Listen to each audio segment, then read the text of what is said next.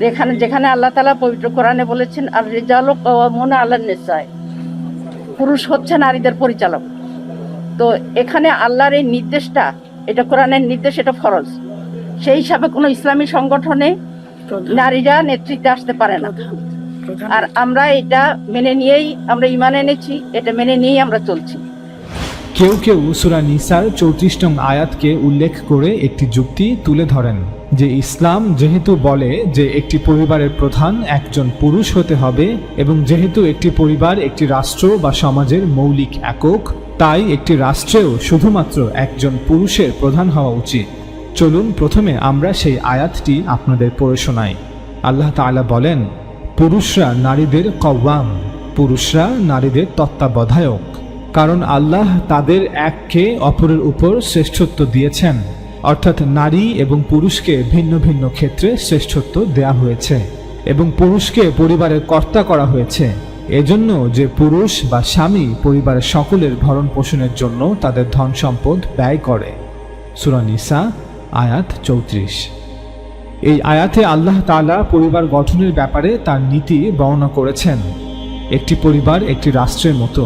প্রতিটি রাষ্ট্র টিকে থাকার জন্য যেমন একজন শাসকের প্রয়োজন হয়, তেমনি একটি পরিবার টিকে থাকার জন্য কাউকে তার নেতৃত্বের দায়িত্ব নিতে হয়।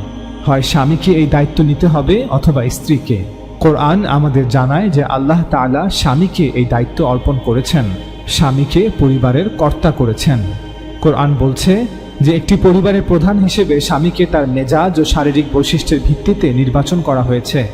আমরা কেউই অস্বীকার করব না যে প্রকৃতিগতভাবে পুরুষের মধ্যে কিছু সহজাত ক্ষমতা এবং বৈশিষ্ট্য রয়েছে যা অনেক বেশি স্পষ্ট, যা তাকে পরিবারের কর্তা ও তত্ত্বাবধায়ক হিসেবে এগিয়ে রেখেছে। এখানে আমাদের এটি উপলব্ধি করা উচিত যে নারীদের উপর পুরুষদের এই শ্রেষ্ঠত্ব নিরঙ্কুশ নয়, এটি শুধুমাত্র কিছু নির্দিষ্ট ক্ষেত্রে।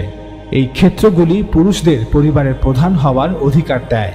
কিছু অন্যান্য ক্ষেত্র রয়েছে যেখানে নারীরা পুরুষদের থেকে শ্রেষ্ঠ। উদাহরণস্বরূপ, একজন নারী মা হিসেবে বাবা হতে শ্রেষ্ঠ, কারণ সন্তানকে জন্মদান এবং তাকে লালন পালনের ক্ষেত্রে মায়ের অবদান এবং ত্যাগ বাবার অবদান এবং ত্যাগ হতে অধিক, যা একজন নারীকে এই ক্ষেত্রে পুরুষের উপরে শ্রেষ্ঠত্ব দান করেছে। কোরআনের এই আয়াতে ইঙ্গিত করা হয়েছে যে নারী ও পুরুষ উভয়ই বিভিন্ন ক্ষেত্রে একে অপরের থেকে শ্রেষ্ঠ। তবে সাধারণভাবে পরিবারের কর্তা বা প্রধান হওয়ার জন্য একজন পুরুষ একজন নারী হতে শ্রেষ্ঠ। দ্বিতীয়ত, একজন স্বামী তার স্ত্রীর জন্য আর্থিক দায়িত্ব বহন করতে বাধ্য। উপার্জন করা এবং স্ত্রী ও সন্তানদের চাহিদা পূরণ করা তার কর্তব্য। স্পষ্টতই এই দায়িত্বটি কোনো কাকতালীয় বিষয় নয় বা এটি কোনো অনুগ্রহ হিসেবে মঞ্জুর করা হয়নি। পবিত্র কোরআনে স্বামীকে এই দায়িত্ব পালনে বাধ্য করা হয়েছে, কারণ সে এই দায়িত্ব পালনে তুলনামূলকভাবে অধিক সক্ষম। সুতরাং একটি পরিবারের প্রধান হিসেবে স্বামীকে নির্বাচন করার দ্বিতীয় কারণ হচ্ছে সে পরিবারের সকলের ভরণ পোষণের জন্য উপার্জন করবে।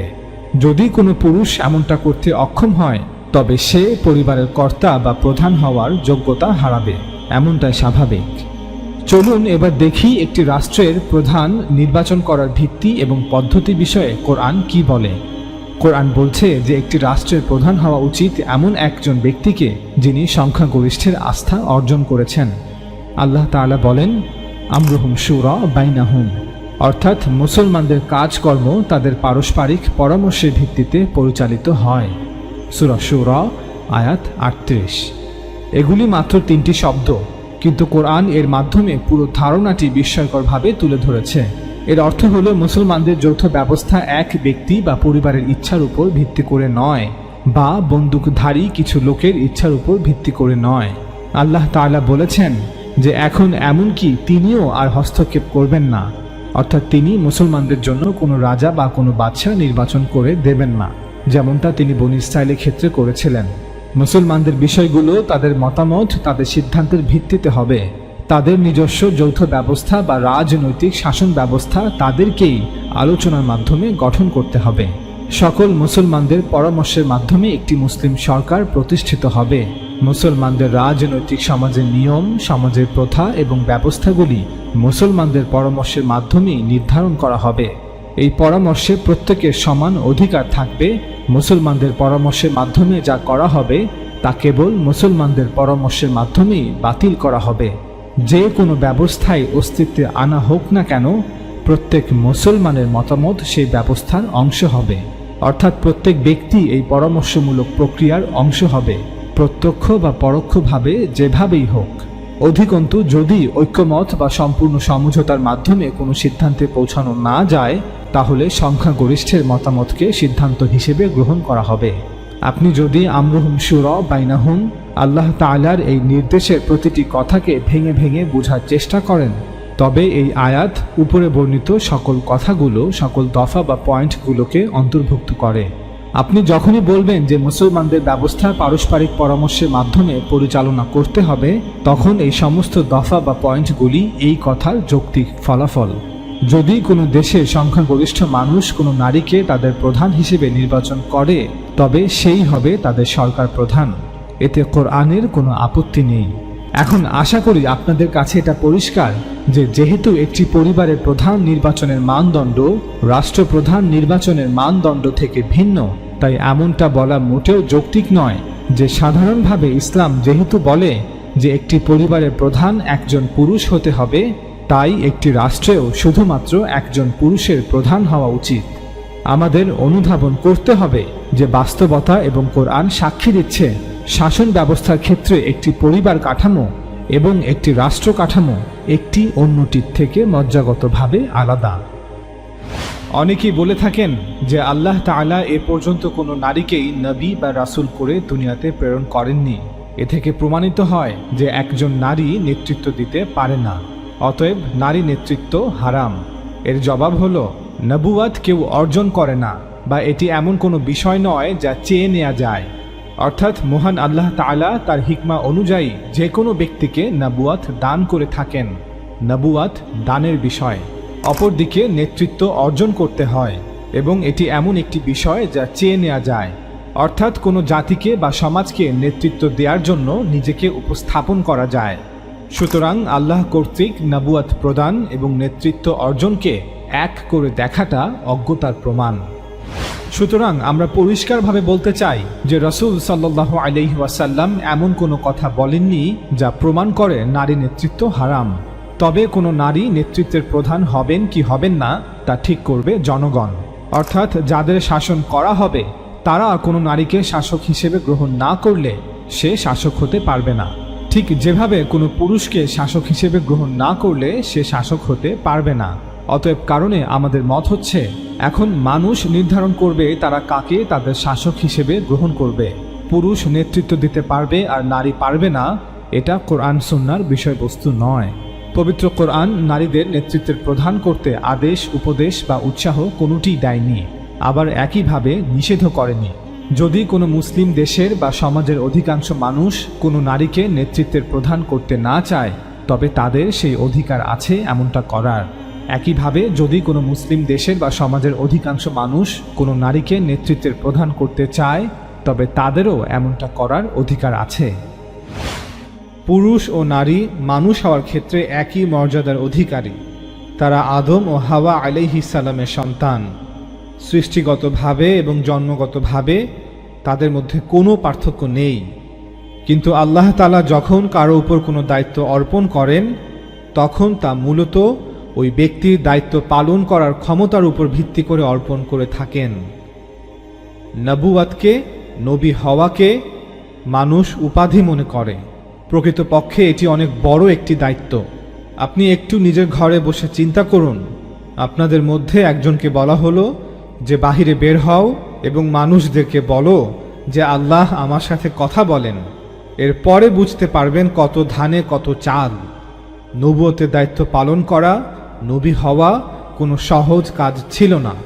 এত বড় একটি দায়িত্ব পালন করার জন্য আল্লাহ তাআলা নিজে পয়গম্বরদেরকে বাছাই করে থাকেন এবং তাদেরকে প্রেরণ করে থাকেন। এটা সত্য যে পুরো মানব ইতিহাস জুড়ে কাদেরকে নবী করা হয়েছে এ সম্পর্কে আমরা তেমন কিছুই জানি না। তবে যে সকল নবীদের সম্পর্কে আমরা জানি বা যাদের কথা পবিত্র কোরআনে অথবা বাইবেলে উল্লেখ করা হয়েছে, তাদের মধ্যে কোনো নারী নবী ছিলেন না।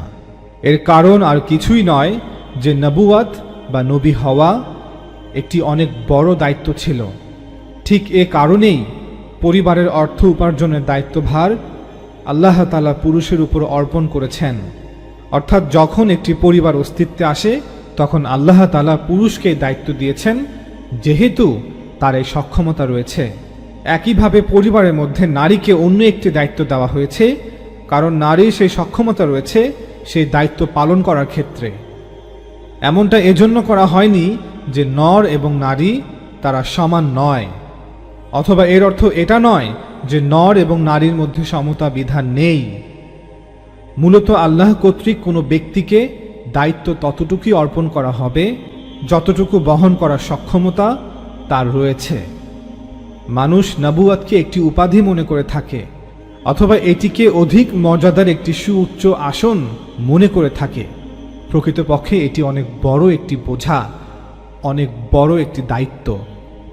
পবিত্র কোরআনে আল্লাহ তাআলা তার রাসূল সম্পর্কে বলেছেন, হে মুহাম্মদ সাল্লাল্লাহু আলাইহি ওয়াসাল্লাম, আমি আপনার উপর ভারী কথার বড় একটি বোঝা অর্পণ করতে যাচ্ছি।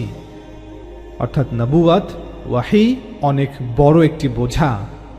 আল্লাহ তাআলার কাছে শুকরিয়া আদায় করুন যে আপনাকে এই দায়িত্ব দেওয়া হয়নি। এই মহান দায়িত্ব তাদেরকেই দেওয়া হয়েছিল যারা এটি বহন করতে সক্ষম ছিলেন। তাই পয়গম্বরী, নবুয়াত, নবী হওয়া কোনো উপাধির বিষয় নয় যে আনন্দের সাথে মানুষ তা নেওয়ার জন্য লাইনে দাঁড়িয়ে অপেক্ষা করবে। এটি অনেক বড় একটি বোঝা, অনেক বড় একটি দায়িত্ব। আল্লাহ রাসূল সাল্লাল্লাহু আলাইহি ওয়াসাল্লামের জীবন ইতিহাস তো আমাদের নিকট স্পষ্ট যে তিনি সাল্লাল্লাহু আলাইহি ওয়াসাল্লাম রিসালাতের এই দায়িত্ব কিভাবে আদায় করেছিলেন। এই মহান দায়িত্ব পালন করার জন্য তার উপর কতটা বাধা, কত বিপত্তি এসেছিল। বর্তমান সময়ে আধুনিক বিশ্বের প্রেক্ষাপটে নবুয়াতকে মোটেও চিন্তা করবেন না, যেখানে আপনাকে অফুরন্ত বাক স্বাধীনতা দেওয়া হচ্ছে, অথচ তৎকালীন গোত্রতান্ত্রিক জীবন ব্যবস্থায় মানুষের জন্য বসবাস করাই কষ্টসাধ্য ছিল। সে সময় যার যেমন ইচ্ছে অন্যায় করত। সমাজের এক অংশের জন্য অপরাধের 7 খুন মাফ ছিল। তৎকালীন সময়ে মানুষের নিকট বর্তমান সময়ের মতো এত মজবুত রাষ্ট্র ব্যবস্থা এবং আইনের শাসন ছিল না। এতদ সত্ত্বেও সেই সময়ে আল্লাহর রাসূলরা, আল্লাহর নবীরা নবুয়াত এবং রিসালাতের দায়িত্ব পালন করেছেন। সুতরাং এই দায়িত্ব তাদেরকেই দেওয়া হয়েছিল যারা এটি বহন করতে পারতেন। পৃথিবীর সমস্ত পুরুষদের উপরও এই মহান দায়িত্ব দেওয়া হয়নি। তাদের মধ্য থেকে স্বল্প সংখ্যক পুরুষকে এই দায়িত্ব দেওয়া হয়েছিল, যারা এ দায়িত্ব বহন করার সক্ষমতা রাখেন। মুসলমানদের মধ্যে অনেকেই দাবি করেন যে আল্লাহ এবং তার রাসূলের আদেশ অনুযায়ী কোনো নারী রাষ্ট্রপ্রধান বা নেতৃত্বের প্রধান হতে পারবেন না। তাদের এই দাবি কি সত্য? আসলে কি আল্লাহ এবং তার রাসূল এমনটা বলেছেন? মুসলিম দেশের রাষ্ট্রপ্রধান হিসেবে একজন মহিলাকে নিযুক্ত করা নিষিদ্ধ। এই নিষেধাজ্ঞার সমর্থনে যে যুক্তিটি উপস্থাপন করা হয় তা বুখারীর একটি হাদিস বা রিওয়ায়াতের উপর ভিত্তি করে বলা হয়। সেই হাদিসটি নিয়ে আলোচনা করার পূর্বে চলুন প্রথমে জেনে নেই পবিত্র কোরআন নারী নেতৃত্বের ব্যাপারে কি বলে, বা নারী নেতৃত্বের ব্যাপারে পবিত্র কোরআনের দৃষ্টিভঙ্গি কি তা কোরআনেই উল্লেখিত একটি ঘটনা হতে জেনে নেওয়া যাক। আফগান পাকিস্তান সীমান্ত অঞ্চল চিত্রালে তৈরি আফগানি পাকুল বা পাশতুন টুপি সংগ্রহ করতে আমাদের দ্য বিলিভার সুক ফেসবুক পেজে অথবা হোয়াটসঅ্যাপ নাম্বারে অর্ডার করুন। অর্ডার করতে নিচে ডেসক্রিপশন বক্সে দেয়া লিঙ্কে ক্লিক করুন। আল্লাহ তাআলা বলেন, অনতিবিলম্বে হুদহুদ এসে পড়ল এবং বলল, হে সুলাইমান, আপনি যা অবগত নন আমি তা অবগত হয়েছি এবং সাবা হতে সুনিশ্চিত সংবাদ নিয়ে এসেছি। আমি এক নারীকে দেখলাম যে তাদের উপর রাজত্ব করছে। তাকে সব কিছু দেয়া হয়েছে এবং তার আছে এক বিরাট সিংহাসন। আমি তাকে ও তার সম্প্রদায়কে দেখলাম, তারা আল্লাহর পরিবর্তে সূর্যকে সেজদা করছে। শয়তান তাদের কার্যাবলী তাদের নিকট শোভন করেছে এবং তাদেরকে সৎ পথ হতে নিবৃত করেছে, ফলে তারা সৎ পথ প্রাপ্ত হয় না। তারা নিবৃত রয়েছে আল্লাহকে সেজদা করা হতে, যিনি আকাশমণ্ডলী ও পৃথিবীর লুকায়িত বস্তুকে প্রকাশ করেন এবং যিনি জানেন যা তোমরা গোপন করো এবং যা তোমরা প্রকাশ করো। আল্লাহ, তিনি ছাড়া কোনো মাবুদ নেই, তিনি মহা আরশের অধিপতি। সুলাইমান বলল, আমি দেখব তুমি সত্য বলেছ নাকি তুমি মিথ্যাবাদী। তুমি যাও আমার এই পত্র নিয়ে এবং এটা তাদের নিকট অর্পণ করো। অতঃপর তাদের নিকট হতে দূরে সরে থেকো এবং লক্ষ্য করো তাদের প্রতিক্রিয়া কি।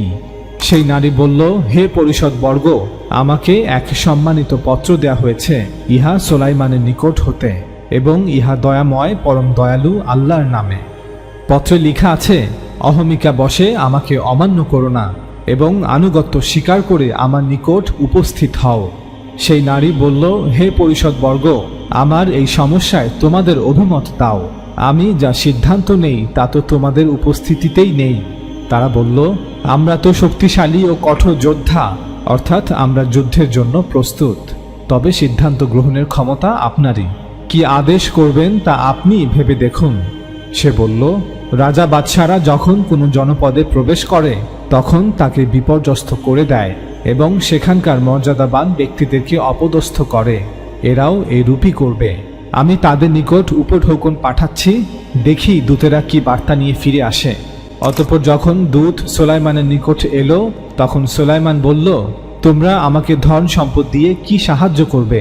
আল্লাহ আমাকে যা দিয়েছেন তা তোমাদেরকে যা দিয়েছেন তা হতে উৎকৃষ্ট, অথচ তোমরা তোমাদের উপঢৌকন নিয়ে আনন্দ বোধ করছো। তোমরা তাদের নিকট ফিরে যাও। আমি অবশ্যই তাদের বিরুদ্ধে নিয়ে আসব এক সৈন্যবাহিনী যার মোকাবিলা করার শক্তি তাদের নেই। আমি অবশ্যই তাদেরকে সেখান থেকে বহিষ্কার করব লাঞ্ছিতভাবে, এবং তারা হবে অপমানিত। তারা সেখান থেকে চলে যাওয়ার পর সুলাইমান বলল, হে আমার পরিষদবর্গ, তারা আমার নিকটে এসে আত্মসমর্পণ করার পূর্বে তোমাদের মধ্যে কে তার সিংহাসন আমার নিকট নিয়ে আসবে? এক শক্তিশালী জিন বলল, আপনি আপনার স্থান হতে ওঠার পূর্বে আমি ওটা আপনার নিকট এনে দেব, এবং এ ব্যাপারে আমি অবশ্যই ক্ষমতাবান, বিশ্বস্ত। কিতাবের জ্ঞান যার ছিল সে বলল, আপনি চোখের পলক ফেলার পূর্বেই আমি ওটা আপনাকে এনে দেব। সুলাইমান যখন ওটা সামনে রক্ষিত অবস্থায় দেখল তখন সে বলল, এটা আমার রবের অনুগ্রহ যাতে তিনি আমাকে পরীক্ষা করতে পারেন যে আমি কৃতজ্ঞ না অকৃতজ্ঞ। যে কৃতজ্ঞতা প্রকাশ করে সে তা করে তার নিজের কল্যাণের জন্য, এবং যে অকৃতজ্ঞ হয় সে জেনে রাখুক যে আমার রব অভাবমুক্ত মহানুভব। সুলাইমান বলল, তার সিংহাসনের আকৃতি বদলে দাও, দেখি সে এটা চিনতে পারে নাকি সে বিভ্রান্তের অন্তর্ভুক্ত হয়। ওই নারী যখন এলো তখন তাকে জিজ্ঞেস করা হলো, তোমার সিংহাসন কি এমনই? সে বলল, এটা তো আসলেই তাই। আমরা ইতিমধ্যেই আপনার বিস্ময় সম্পর্কে জানতে পেরেছি এবং আমরা আত্মসমর্পণও করেছি। সে পূর্বেই বিশ্বাস করত, কিন্তু আল্লাহর পরিবর্তে সে যার পূজা করত তাই তাকে সত্য হতে নিবৃত করেছিল। সে ছিল কাফির সম্প্রদায়ের অন্তর্ভুক্ত। তাকে বলা হলো, এই প্রাসাদে প্রবেশ করো। প্রাসাদে প্রবেশ করার সময় যখন সে প্রাসাদের স্বচ্ছ মেঝেতে নিজেকে দেখল তখন সে ওটাকে এক গভীর জলাশয় মনে করল এবং সে তার পায়ের উভয় পায়ের গোছা অনাবৃত করল। সুলাইমান বলল, এটা স্বচ্ছ কাচ নির্মিত প্রাসাদ। সেই নারী বিস্ময় প্রকাশ করে বলল, হে আমার রব, আমি তো নিজের প্রতি জুলুম করেছিলাম। আমি সুলাইমানের সাথে জগৎসমূহের রব আল্লাহর নিকট আত্মসমর্পণ করছি। সূরা নামল আয়াত 22-44।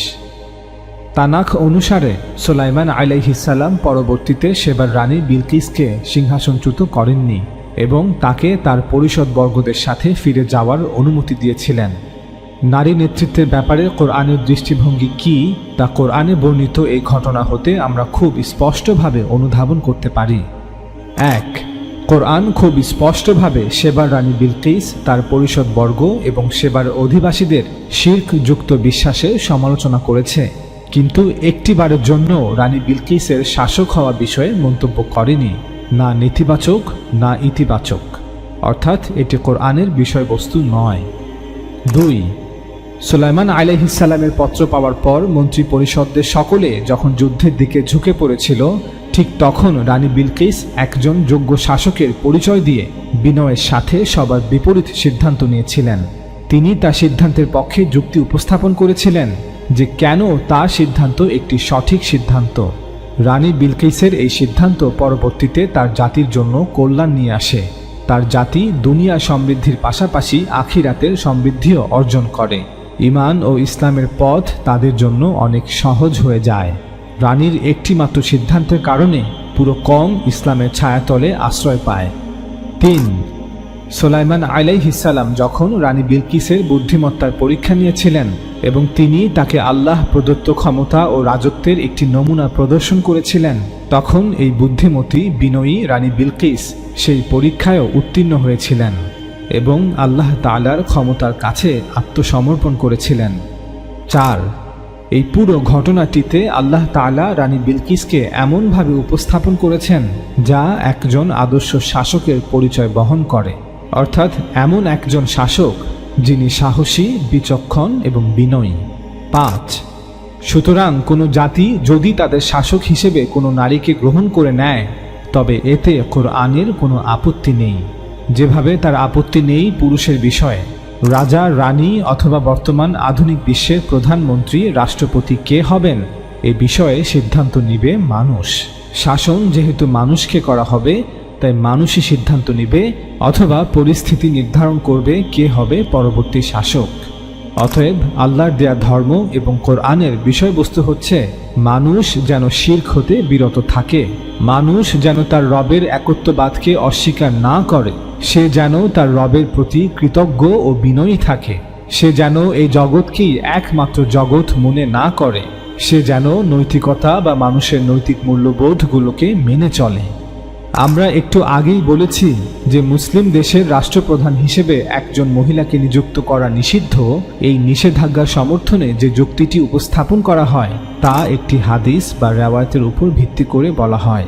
চলুন এবার সেই হাদিসটি আপনাদের পড়ে শোনাই।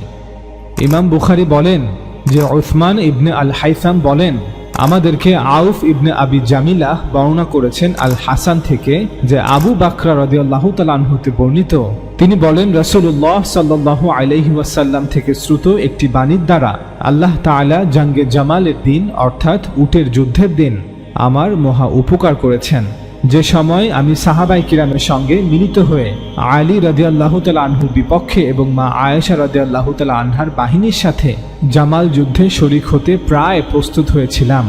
আবু বকর রাদিয়াল্লাহু তাআলা আনহু বলেন, রাসূলুল্লাহ সাল্লাল্লাহু আলাইহি ওয়াসাল্লামের সেই বাণীটি হলো, যখন নবী সাল্লাল্লাহু আলাইহি ওয়াসাল্লামের কাছে এই খবর পৌঁছলো যে পারস্যবাসী কিসরার কন্যাকে তাদের বাদশা হিসেবে মনোনীত করেছেন, তখন রাসূলুল্লাহ সাল্লাল্লাহু আলাইহি ওয়াসাল্লাম বললেন, সে জাতি কখনো সফল হবে না স্ত্রী লোক যাদের শাসক হয়।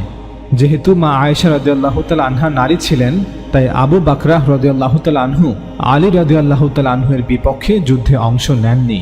তিনি বুঝতে পেরেছিলেন যে মা আয়েশা রাদিয়াল্লাহু তাআলা আনহা এই যুদ্ধে পরাজিত হবেন। সাহিহ বুখারী হাদিস নং 4425। এই একই হাদিস একই বর্ণনাকারী হতে ইমাম বুখারী আরও একবার তার কিতাবে উল্লেখ করেছেন। ইমাম বুখারী বলেন যে উসমান ইবনে আল হাইসাম বলেন, আমাদেরকে আউফ ইবনে আবি জামিলাহ বর্ণনা করেছেন আল হাসান থেকে যে আবু বকর রাদিয়াল্লাহু তাআলা আনহু হতে বর্ণিত, তিনি বলেন, একটি কথা দিয়ে আল্লাহ জঙ্গে জামাল অর্থাৎ উটের যুদ্ধের সময় আমাকে বড়ই উপকৃত করেছেন। তা হলো নবী সাল্লাল্লাহু আলাইহি ওয়াসাল্লামের নিকট যখন এ খবর পৌঁছলো যে পারস্যের লোকেরা কিসরার মেয়েকে তাদের শাসক নিযুক্ত করেছে, তখন তিনি সাল্লাল্লাহু আলাইহি ওয়াসাল্লাম বললেন, সে জাতি কখনো সফলকাম হবে না যারা তাদের শাসনভার কোনো স্ত্রী লোকের হাতে অর্পণ করে। সাহিহ বুখারী হাদিস নং 7099। এই হাদিসটি ব্যাখ্যা করার পূর্বে কিছু গুরুত্বপূর্ণ বিষয় আমাদের জেনে নিতে হবে। প্রথমত, এটি একটি গরীব হাদিস। যে হাদিস শুধুমাত্র একজন রাবী বা একজন ব্যক্তি বর্ণনা করেছেন তাকেই গরীব হাদিস বলা হয়, অর্থাৎ এটি একটি অপরিচিত হাদিস। উদাহরণস্বরূপ, ইন্নামাল আমালু বিন্নিয়াহ। সাহিহ বুখারীর এই হাদিসটি পরবর্তী স্তরে বা পরবর্তী প্রজন্মে অর্থাৎ ইসলামের তৃতীয়, চতুর্থ এবং পঞ্চম প্রজন্মের মাঝে ব্যাপক প্রচার পেয়েছে বটে, কিন্তু সাহাবী ও তাবিঈর স্তরে এই হাদিসের বর্ণনাকারী একজন, অর্থাৎ ইসলামের প্রথম এবং দ্বিতীয় প্রজন্মের স্তরে এই হাদিসের বর্ণনাকারী মাত্র একজন। বিখ্যাত মুহাদ্দিস ইবনে হাজার আল আসকালানি বলেন, যে হাদিস একজন রাবী বর্ণনা করেন তাই গরীব। কোনো হাদিস গরীব হওয়ার জন্য সনদের যে কোনো জায়গায় একজন রাবী থাকাই যথেষ্ট। ইমাম মালিক গরীব হাদিস সম্পর্কে বলেন, সবচেয়ে খারাপ ইলম হচ্ছে গরীব, আর সবচেয়ে উত্তম ইলম প্রকাশ্য ইলম, অর্থাৎ দিনের এমন ইলম যা সাধারণভাবে সকল মানুষ জানেন, যা একাধিক রাবী বর্ণনা করে। আব্দুর রাজ্জাক বলেন, আমরা মনে করতাম যে গরীব ইলম ভালো, কিন্তু পরবর্তীতে প্রমাণিত হলো যে এমন ইলম নিরেট খারাপ। ইমাম আহমদ ইবনে হাম্বল বলেন, তোমরা এসব গরিব লিপিবদ্ধ করো না, কারণ এগুলো মুনকার। মুনকার হাদিস এমন হাদিসকে বলা হয় যা প্রমাণ হিসেবে গ্রহণযোগ্য নয়। তিনি আরও বলেন, গরিব হাদিসের অধিকাংশ দুর্বল রাবিদের থেকে বর্ণিত।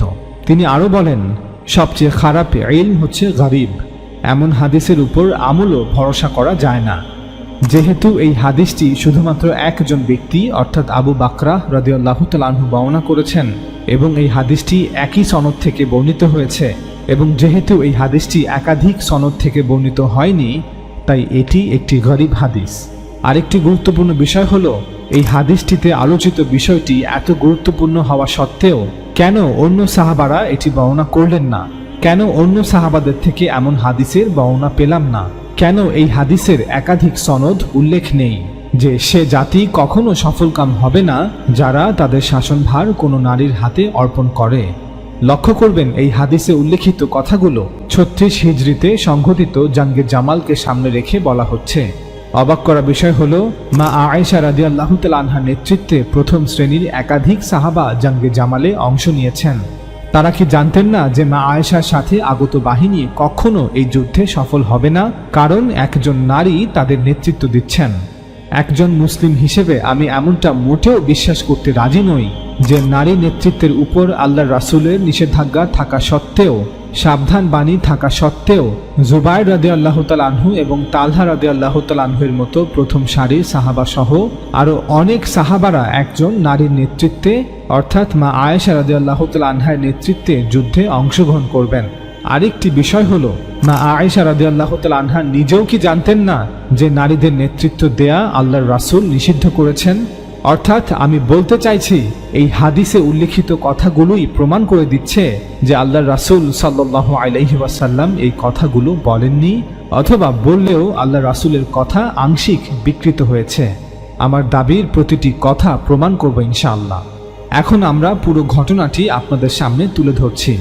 628 খ্রিস্টাব্দে হুদায়বিয়া সন্ধির পর রাসূলুল্লাহ সাল্লাল্লাহু আলাইহি ওয়াসাল্লাম সেই সময়ের বিভিন্ন গোত্র ও রাজ্যের রাজা এবং প্রধানদের কাছে চিঠি পাঠিয়েছিলেন। তাদেরকে আল্লাহর দ্বীন গ্রহণ করতে আহ্বান জানিয়েছিলেন। এরই ধারাবাহিকতায় তিনি পারস্যের সাসানিদ সাম্রাজ্যের রাজা কিসরা বা খুসরুর কাছেও চিঠি পাঠিয়েছিলেন। খুসরুর সামনে সেই চিঠি পাঠ করার পর সে দাম্ভিকতার সহিত তা ছিঁড়ে ফেলে। খুসরুর দরবারে সংঘটিত ঘটনা সম্পর্কে রাসূলুল্লাহ সাল্লাল্লাহু আলাইহি ওয়াসাল্লামকে অবগত করা হলে তিনি সাল্লাল্লাহু আলাইহি ওয়াসাল্লাম বলেন, কিসরা তার নিজের সাম্রাজ্যকেই ছিঁড়ে ফেলেছে, অর্থাৎ সাসানিদ সাম্রাজ্য ধ্বংসের দ্বার প্রান্তে।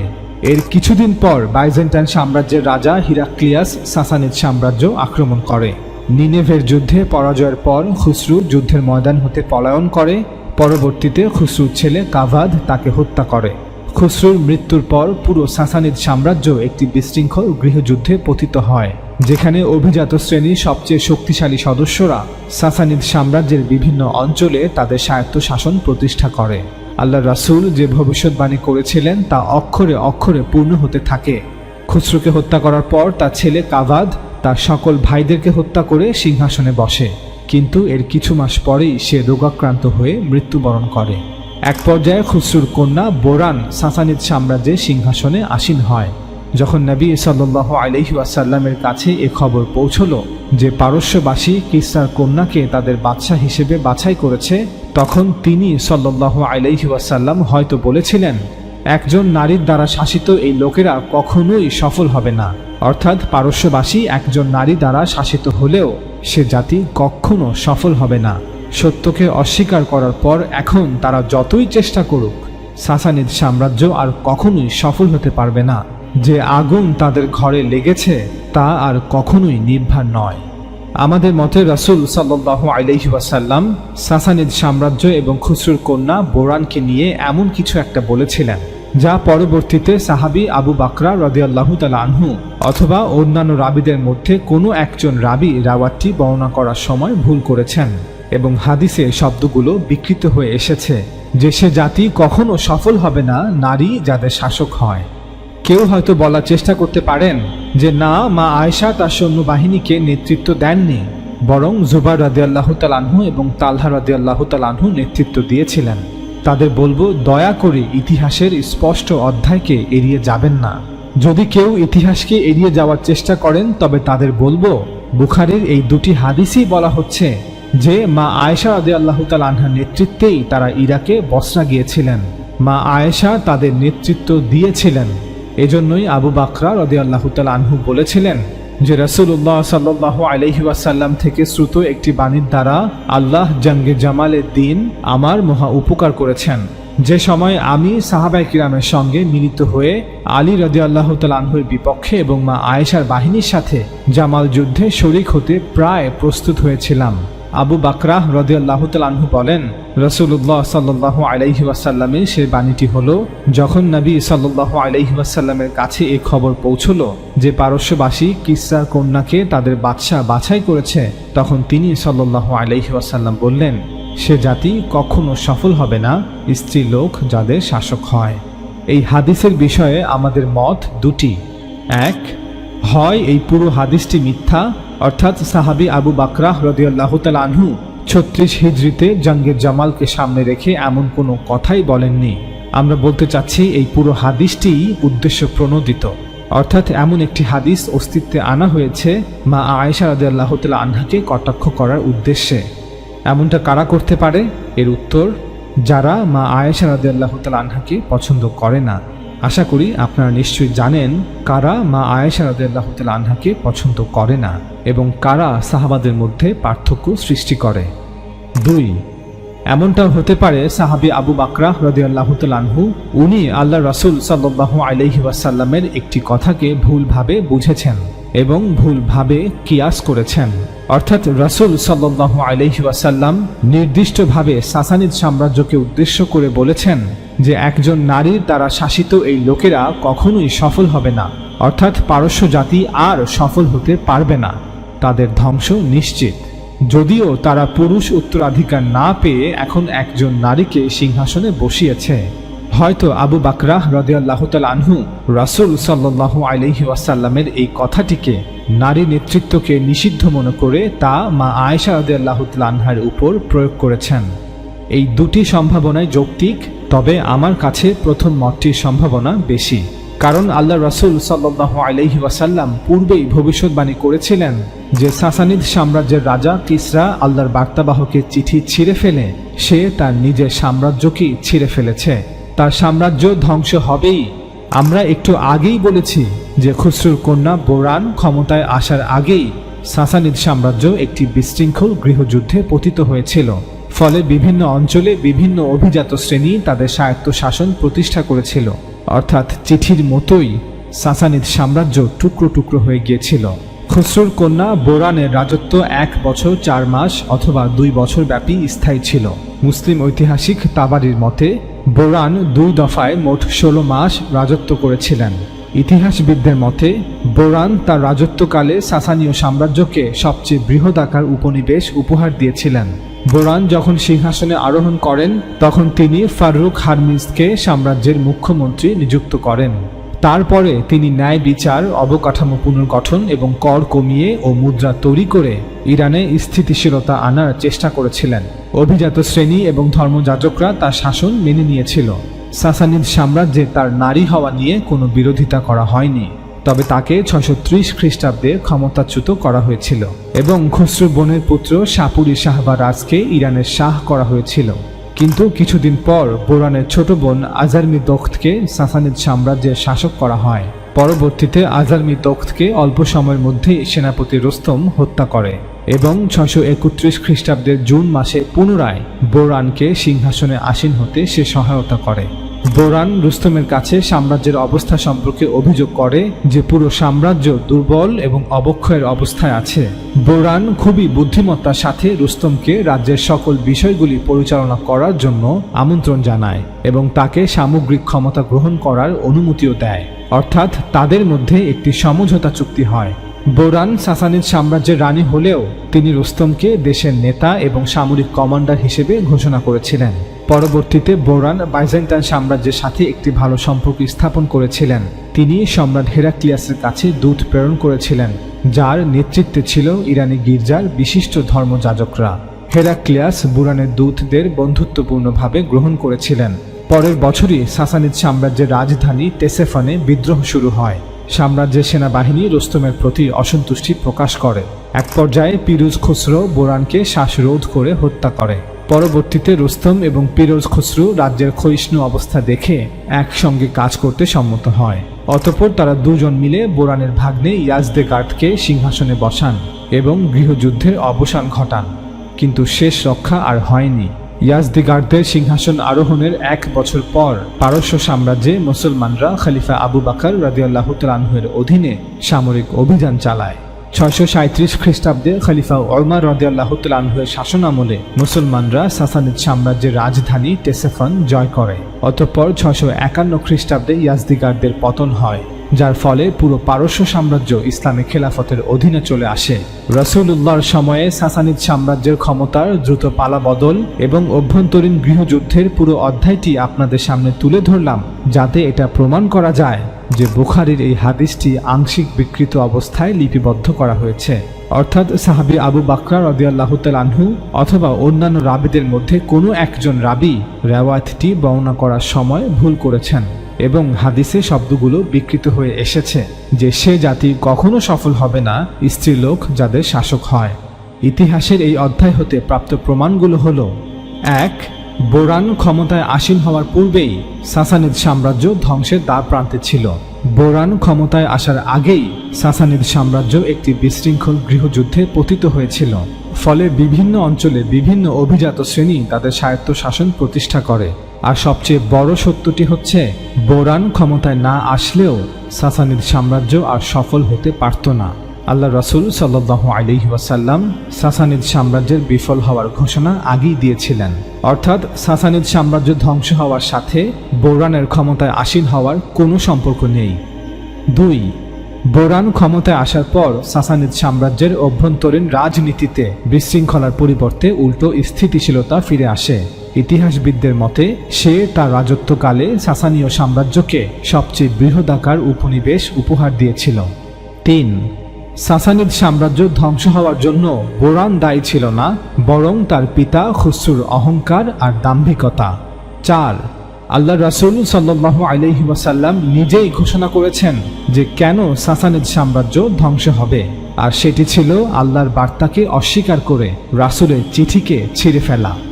আমরা সবাই জানি সাসানিদ সাম্রাজ্যের ন্যায় অন্য সাম্রাজ্য এবং রাজ্যগুলোর বিষয়ে আল্লাহ রাসূল সাল্লাল্লাহু আলাইহি ওয়াসাল্লাম একই ভবিষ্যৎবাণী করেছিলেন যে তারা ধ্বংস হবেই এবং এই সকল রাজ্য সাম্রাজ্য মুসলমানদের অধীনে আসবে। উদাহরণস্বরূপ বাইজেন্টাইন রোমান সাম্রাজ্য, যার রাজা ছিলেন হিরাক্লিয়াস, যিনি একজন পুরুষ। একইভাবে মিশর, ইয়েমান, বাহরাইন এই সকল রাজ্যের ক্ষেত্রে একই ভবিষ্যৎবাণী করেছিলেন। এই রাজ্যগুলো বিভিন্ন রাজাদের দ্বারা শাসিত হতো যারা পুরুষ ছিলেন। সুতরাং সাসানিদ সাম্রাজ্য এজন্য ধ্বংস হয়নি যে সেখানে একজন নারী তাদের শাসক ছিল, না, বরং তারা আল্লাহর রাসূলের বার্তাকে অস্বীকার করেছিল। বাইজেন্টাইন রোমান সাম্রাজ্য এই একই কারণে ধ্বংস হয়েছিল। অনেকেই সুনান আত-তিরমিজির একটি হাদিস উল্লেখ করে বলেন যে এই হাদিস থেকে প্রমাণিত হয় যে নারী নেতৃত্ব হারাম। চলুন সেই হাদিসটি আপনাদের পড়ে শোনাই। ইমাম তিরমিজি বলেন, আমাদেরকে আহমদ বিন সাঈদ আল আশকার বলেছেন যে আমাদের ইউনুস বিন মুহাম্মদ এবং হাসিব বিন আল কাসিম বলেছেন, তারা বলেছেন সালেহ আল মুররি আমাদেরকে বলেছেন সাঈদ আল জুরাইরি হতে, তিনি বর্ণনা করেছেন আবু উসমান আল নাহদি থেকে, এবং তিনি আবু হুরায়রা রাদিয়াল্লাহু তাআলা আনহু হতে, যে আবু হুরায়রা রাদিয়াল্লাহু তাআলা আনহু হতে বর্ণিত আছে, তিনি বলেন রাসূলুল্লাহ সাল্লাল্লাহু আলাইহি ওয়াসাল্লাম বলেছেন, যখন তোমাদের মধ্যকার উত্তম লোক তোমাদের শাসক হবে, তোমাদের সম্পদশালীরা দানশীল হবে এবং তোমাদের কর্ম পারস্পরিক পরামর্শের ভিত্তিতে সম্পন্ন হবে, তখন ভূতলের তুলনায় ভূপৃষ্ঠই তোমাদের জন্য উত্তম হবে।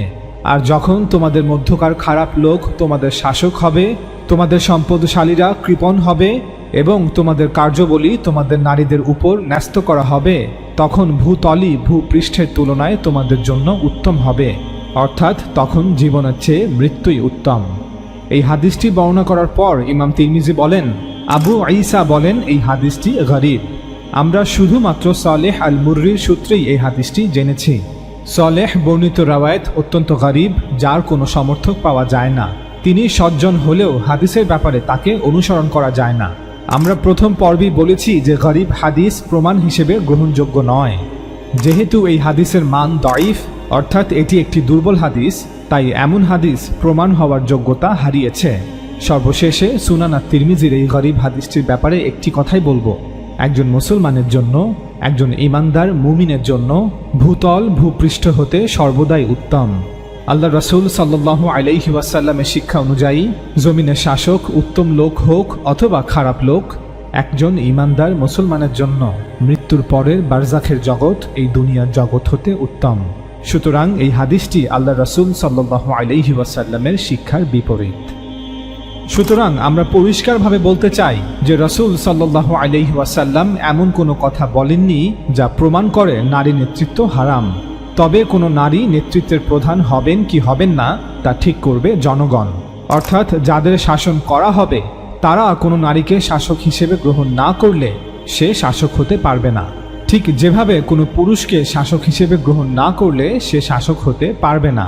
আমাদের এই ভিডিও সিরিজের আলোচ্য বিষয় হচ্ছে কোরআন এবং সুন্নাহ, অর্থাৎ কোরআন এবং সুন্নাহ হতে এমন কোনো নিষেধাজ্ঞা নেই যা নারীকে নেতৃত্বের প্রধান হতে বাধা প্রদান করে। অতএব কারণে আমাদের মত হচ্ছে, এখন মানুষ নির্ধারণ করবে তারা কাকে তাদের শাসক হিসেবে গ্রহণ করবে। পুরুষ নেতৃত্ব দিতে পারবে আর নারী পারবে না, এটা কোরআন সুন্নাহর বিষয়বস্তু নয়। পবিত্র কোরআন নারীদের নেতৃত্বের প্রধান করতে আদেশ, উপদেশ বা উৎসাহ কোনোটিই দেয়নি, আবার একইভাবে নিষেধও করেনি। যদি কোনো মুসলিম দেশের বা সমাজের অধিকাংশ মানুষ কোনো নারীকে নেতৃত্বের প্রধান করতে না চায়, তবে তাদের সেই অধিকার আছে এমনটা করার। একইভাবে যদি কোনো মুসলিম দেশের বা সমাজের অধিকাংশ মানুষ কোনো নারীকে নেতৃত্বের প্রধান করতে চায়, তবে তাদেরও এমনটা করার অধিকার আছে।